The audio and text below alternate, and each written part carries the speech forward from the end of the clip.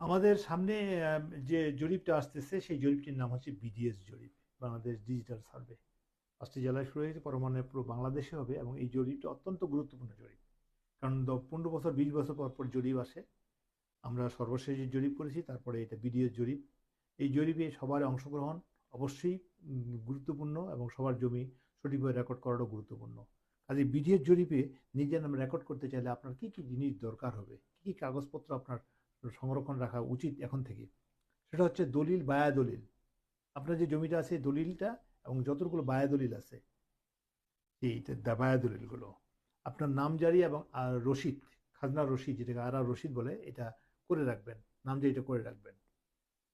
CS থেকে এখন পর্যন্ত খতিয়ানের ধারাবাহিকতা, আপনার মাঠে যে আমিনরা যাবে আপনার এই কাগজগুলো দেখতে চাবে, এবং দখল, এই কয়েকটা জিনিস কিন্তু আপনার বিডিও জরিপ অত্যন্ত গুরুত্বপূর্ণ। কাজে এই কাগজগুলো আপনার সংরক্ষণে রাখবেন। আমি আশা করি সবাই বিডিও জরিপ সুন্দরভাবে সফলভাবে আপনাদের নাম রেকর্ডভুক্ত করাবেন। ধন্যবাদ।